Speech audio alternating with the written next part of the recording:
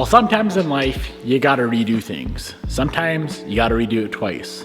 If you gotta redo it more than 3 times, I would say you should probably move on, leave it to someone who knows what they're doing. We are at 2 attempts, about to be at 3 attempts on fixing something on the NSX. That one thing is very, very important, and that is the headliner. We have some slight issues. Just the other day, we were finally able to knock out the very first burnout. The first burnout was a very important step in the right direction for the build. Everything is going to plan. Everything is going fairly smoothly. We're only a 1.5 years deep in this project. No big deal. Today, I need to address something that I don't really want to address because, like I said, I've already attempted the headliner twice in this car. Now, for the majority of cars, I would just leave it, move on with life and be done. But it's a one of one, I would hope one of one, twin turbo K-Series NSX. Now there's probably other twin turbo NSXs out there. There's obviously other K-Series NSXs out there. I don't know if there's another K-Series twin turbos hanging out the back, Lamborghini Huracan style NSX. If there is, I'm doing something wrong. When you're building a car that has this much detail, you have to maintain that level of detail throughout the entire build, and that includes the interior and the headliner. So the main problem with the headliner in this car, it's not the right material. The headliner is currently wrapped in suede material. I like suede. I'll be honest though. The pillars right here, the A pillars and the B pillars are wrapped in Alcantara, and I quite frankly don't like how it doesn't match. Headliner, suede, pillars, Alcantara. I debated redoing the pillars in suede to match the headliner. But as you guys know, or may not know, the 3RS has a full, it's called the Racetex spec interior. It's Porsche's version of their own Alcantara. It's effectively just Alcantara with Porsche branding. And after having a suede headliner and an Alcantara headliner, I much prefer Alcantara. So this headliner's coming back out and it's getting redone. Yes, for the 3rd time, just because that one very minor issue. And I don't know if you can tell, I'm sure you can, there is a color difference. The Alcantara is a much deeper looking black versus the suede. The suede almost has like a purple bluish hue to it. Again, if they were matching, it wouldn't be as noticeable. I'm just a big fan of how the Alcantara looks and feels versus the suede. Now, thankfully, there's no glass in the car. To pull the headliner out of the car is gonna take, realistically, 4 minutes. The part that's gonna take a long time is, of course, pulling off the suede material and rewrapping it in Alcantara.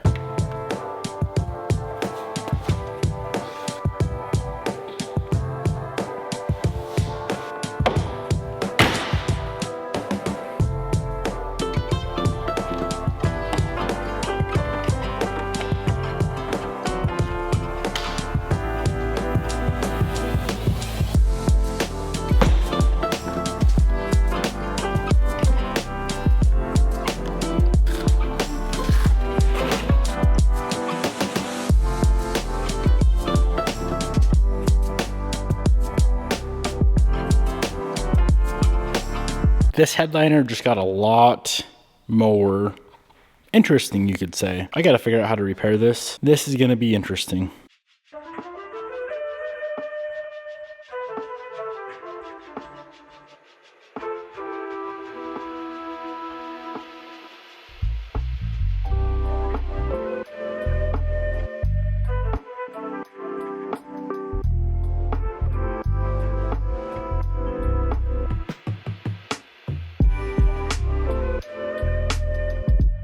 After trying a few different methods to repair cracks in this headliner, I settled on fiberglass. Bit of resin, slap on the glass itself, more resin, and it embeds itself right into the cardboard. That is definitely the move if you have a cracked, like cardboard style headliner. Sucks we have to do this. That whole freaking corner was smoked, so it's taken a bunch of work to get all this done. Other than replacing it, which of course you cannot buy a 1991 headliner anymore from the dealer, this was the only option. I'm confident it's going to be perfect when it's all said and done. This time around, I'm in no rush whatsoever. If this takes me a week, it is what it is.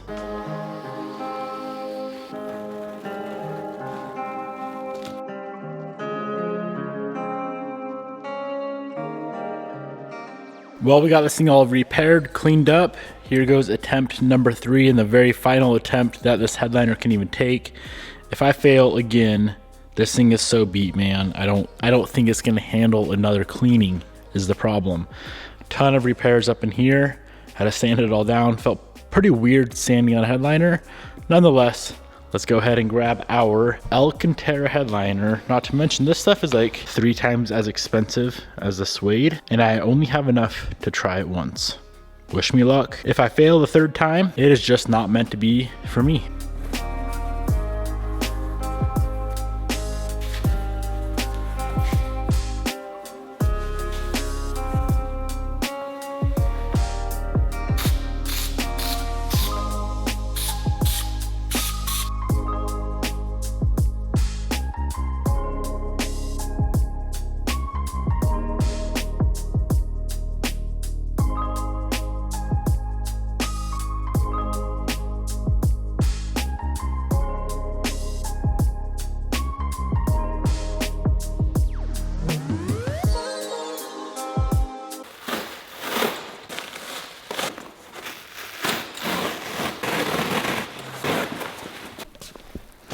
Dude, I don't understand. I don't get it. I'm such a DIYer that it pisses me off so much that I cannot get this.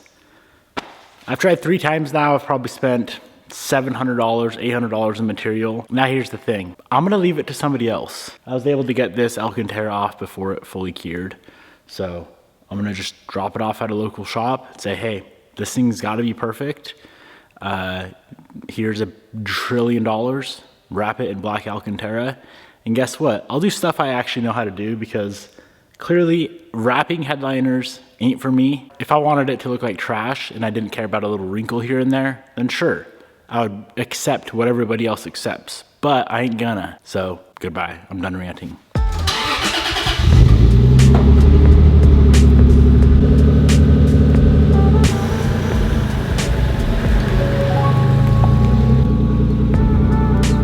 I want to say it's about 3 weeks later. Just got the call, the headliner is done. I also did drop off the sun visors, and they said those were very, very difficult to get done. Curious to see how those turned out in the black Alcantara to match the headliner. Let's head on out. Driving the best car in the world, or trying to, without destroying the clutch. Let's go pick up our headliner and get her installed. That looks really, really good. Wow.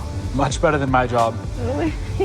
Just got back from picking up the Refinished headliner. Now this is what a proper Alcantara headliner should look like. Not only did they do the headliner, but they also did the sun visors in Alcantara as well. Man, oh man, that is going to look nice.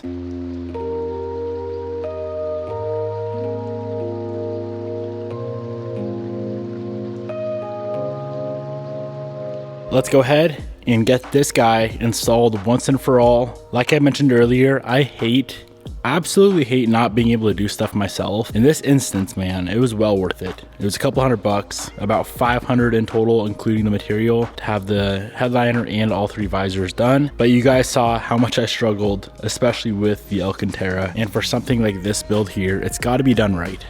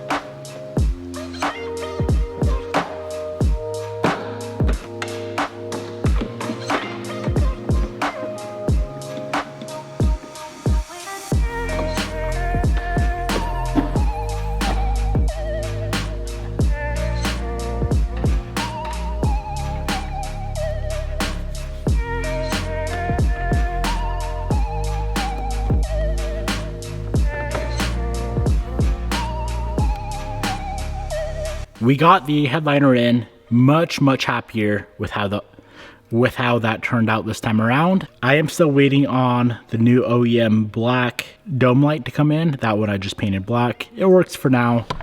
OEM black will be much better. The next thing on today's agenda is getting the steering wheel swapped out. Now I really wanted the OEM NSX Type S or the NSX-R steering wheel. Nowadays those are really hard to get. So the Momo one that looks very close to the NSX-R is what I ended up picking up. I was able to find the OEM Honda H badge horn and the OEM bezel.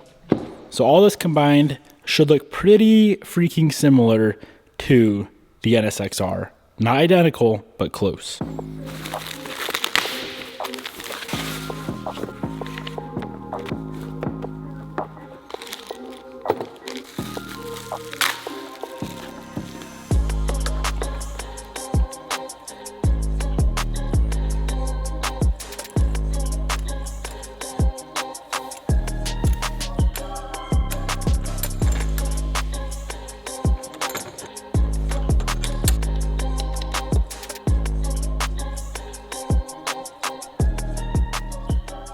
New wheel is in, much better than the old wheel that was in here.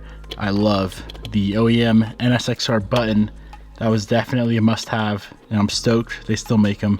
The next thing I want to focus on, we got to get a radio in this car. Now I was pretty picky with what I wanted. It had to be a CarPlay unit, but I also wanted it to have the volume knob, which is kind of hard to find. Just so happens that iDoing, the same brand of radio I run in a lot of the cars, makes the exact one that I wanted.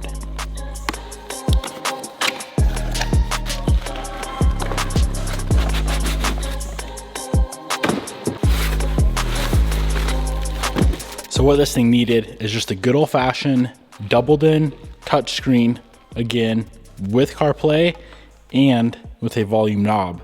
Now eventually I might try and get some steering wheel controls working in this car. Highly doubt it, being that it's a 91 NSX. It can be done. I don't think the car needs it, especially if we got the knob. Along with the iDoing unit, I went out and bought a Science of Speed doubled in mount that included a harness. So we have to do a little bit of wiring connecting the NSX harness to the iDoing harness.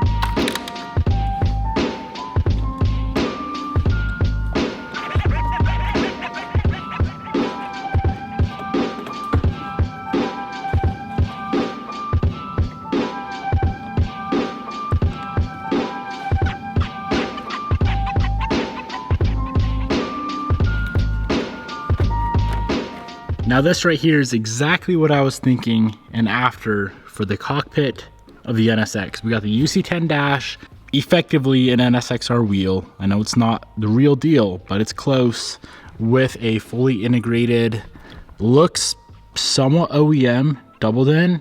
Old girl does have CarPlay, which is very nice, and my beloved volume knob, which I desperately wanted on this car. Unfortunately, I can't test the sound of it until we get some speakers in old girl, which that's going to be a while. Doors have to go back on, all the door harnesses, and then the speakers can go in. But man, I love how this thing, oop, that is off center. There we go. I love how this thing's coming out. Steering wheel, massive upgrade, radio, massive upgrade, and obviously the headliner, man. That headliner bugged me before. Now it's perfect. Just waiting on the OEM NSX-R dome light to come in, so we don't have a Rattle Can black one on here. Again, this one works, but it's just, it ain't good.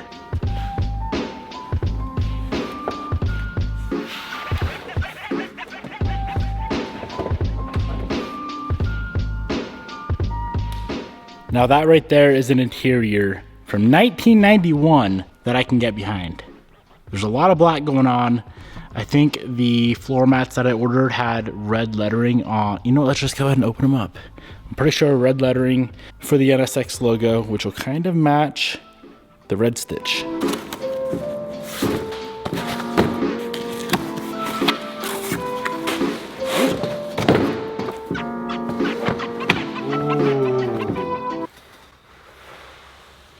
Oh my goodness, I did not remember ordering these. Nice carpet mats, very, very nice edging. This seems delicate. This is a metal plaque screwed on, maybe riveted on. But like I said, that does seem delicate. Of course, this is not a car that you daily, so I'm not too worried about it. I'm just excited to get these things installed. It's like almost like a blue sheen to it. Looks very nice. You gotta be kidding me, dude. Those are so nice. If you want a set, that's where I got them. alphaautomats.com out of Michigan.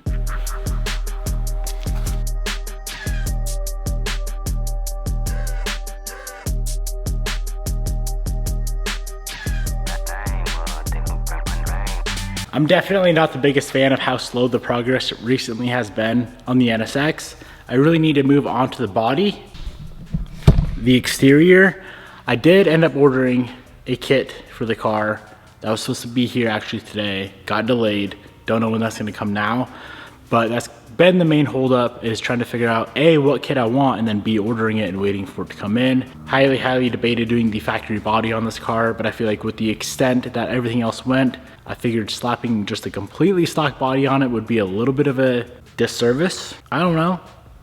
So I found a kit I really liked, and it's on the way. As soon as that comes in, we will be on to the exterior, getting the fit and finish of the new kit perfect, paint, and then all the little tiny things that no one ever shows that takes years to finish. So truthfully, a car build is never done.